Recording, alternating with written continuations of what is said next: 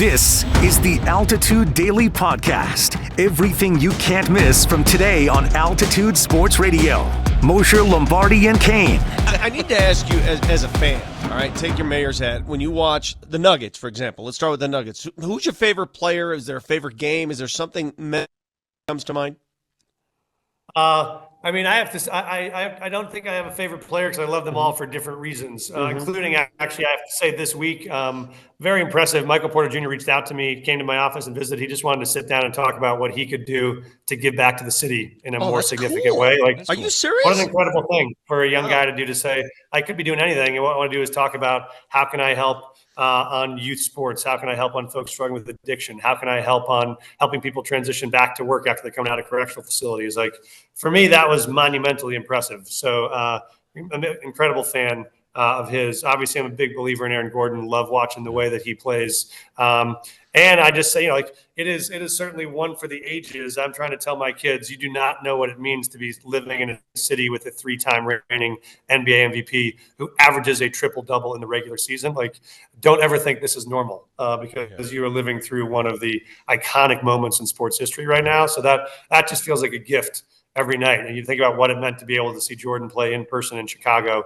in the mid-90s. Like, we're in one of those eras. I got one last thing for you, Mayor, and appreciate the time this morning. I don't ever get to talk to politicians very often, but I have one request that I think it affects a lot of people in town, which is, can you make some sort of rule that golf courses can't charge 2 people the same cart fee? I think that's ridiculous, and we need to get this fixed. That is a great question. I have noticed, because if I rent the cart by myself, I don't need an extra cart for a second person. Exactly, and they charge everybody twice. It's insane. It's what, they got you over a barrel, and I won't stand for it, Mayor. I'm just being honest. I have to say, in your defense, I have done maybe 150 town halls since I've been mayor, and that is the one question that has not yet ever come up. So you have now flagged a problem for me to solve. I have not heard from a single Denver resident yet, but it is a crisis, and let me see what I can do to get on it. At least some golf by himself. Like free beer credit. Yes, free beer credits on the beer cart, at least. The Altitude Daily, the morning sprint. Give me vibes check on Denver Nuggets. Okay, so this changed. LA Clippers. This changed for me yesterday. Oh, when what Jamal, new information came out? When Jamal was addressing the media yesterday, and he sounded pissed. He sounded upset that people were even asking the question of being like, "Hey, does it feel like you guys are being doubted?" And Jamal cut everyone off and was like, "People have doubted us forever. It's just what they do with the Nuggets, even before the championship. And obviously, like, you had to go through hardships to get to your title." Jamal Murray with a chip is everything to me, man. Everything.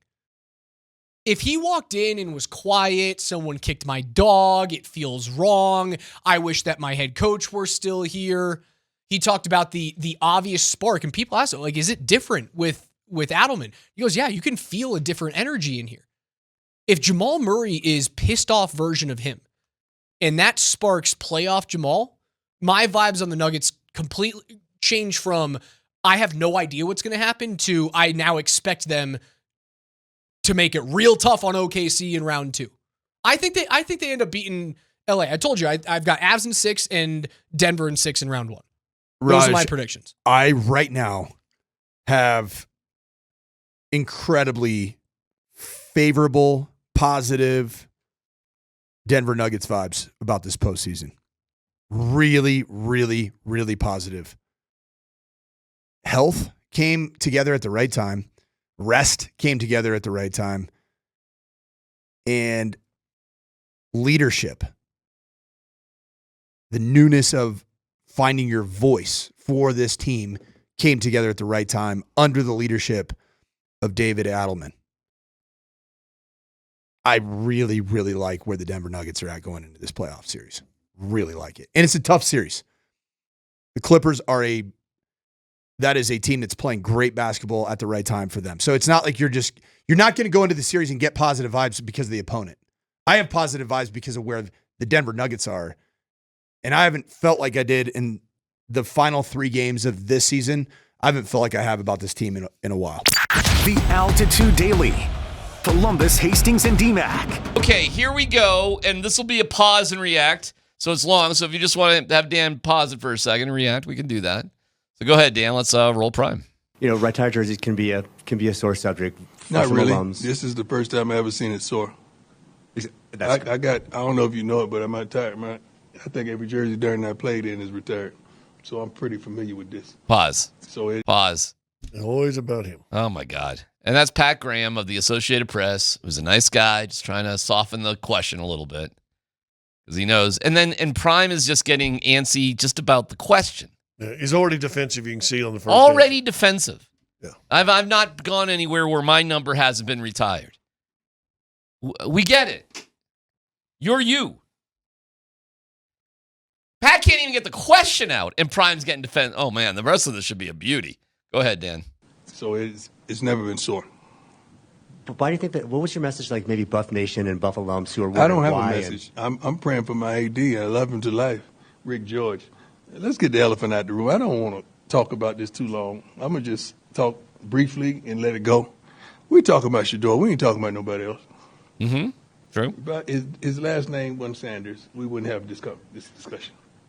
You're right. Pause. Yeah, well, you're right because the number wouldn't be getting retired, and I hate to say that as a fellow Buff who's grateful for Deion Sanders, but you're right. We wouldn't be having this conversation because their number wouldn't be getting retired. Correct. Is Prime making an assumption if his last name was Smith, he'd still be getting retired? This would be happening? Yeah, that's what. What are you, nuts? That's what it sounds like he's going to. Okay, go Dan. The only reason we were having this discussion is his last name is Sanders. Okay, that's it. It's been so many things accomplished at this university expeditiously. It's been unbelievable, and I think we should be appreciative. We should be thankful. We have a room full of wonderful people that covers us, and I don't know if you all were in this room 2-3 years ago.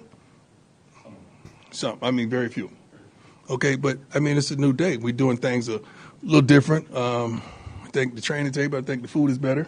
All right, pause. Boy, is he skating the issue here. Well, but he is getting to the heart of one thing. Yeah. It is a new day. It is. And we are doing things different. We don't care about tradition. So it doesn't matter. And we are going to do the right thing for what we view is going to help our program build. What Prime is basically saying is this program, whether you like it or not, started 2 years ago when I walked through the door. Okay, that's a really harsh way to look at it, and I'm not telling you that you're entirely wrong. I don't think in his mind that's the way he's viewing it, but that's the way it can come across, sure. Well, he's about to tell you why everything's better, why the food's better, why the rooms are better, why the players are better. But he's probably not wrong on any of that. He's not wrong about right? it. Okay. And so, but that was the tough conversation that we debated yesterday and throughout the entire week here.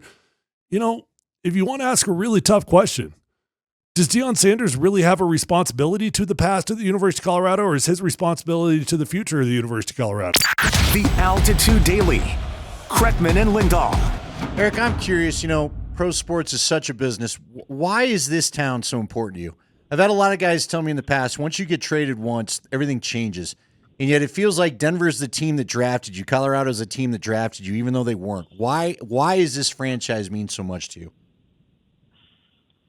That's a great question. And you're right, because when you get drafted by a team, you automatically have a connection to that city. And that's how I felt when I was in St. Louis. I really, really loved my time there. And I was really disappointed when I got traded here just because I loved being in St. Louis so much. And then, after a while, I realized what a blessing it was and how grateful and fortunate I was to get traded to such a great city, organization, just type of people that are from here, and to boot, beautiful place to live, one of the best cities in the country. And I kind of felt like it was a little hidden gem for a while, and then it's kind of felt like it exploded the last, 10 years. At least that's how it feels when you sit on I-25 most days. We noticed, but, yeah. But it's just a special place to me, the way I've always been treated here. The fans have been so good to me. I just kind of feel like I'm their guy, and the feeling is mutual. I just love being here, and to be able to be traded back here is, I just pinch myself every day still that I have an opportunity to play for the Avs again, and just going to do everything I can to help the team win. But yeah, this just feels like home. It just feels right, and it feels like I was drafted here and I've played here my entire career. I almost have 14 years or so here in Denver. So just unbelievable to be able to be a part of this organization and team and to call Denver home. I've lived here in the off season the last 10 years now. So I've almost lived in Colorado more than I have in Minnesota where I grew up. So it's just a special place to me, and I just love being an Av, love living in Denver, and love everything about it. Just love the people, love the fans, the organization, my teammates, and just really grateful to be able to play here. You've been listening to the Altitude Daily. Catch us live weekdays on 92.5 FM, the Altitude Sports Radio app, twitch.tv/AltitudeSR, youtube.com/Altitude Sports Radio, and your favorite smart speaker. Say Altitude Sports Radio.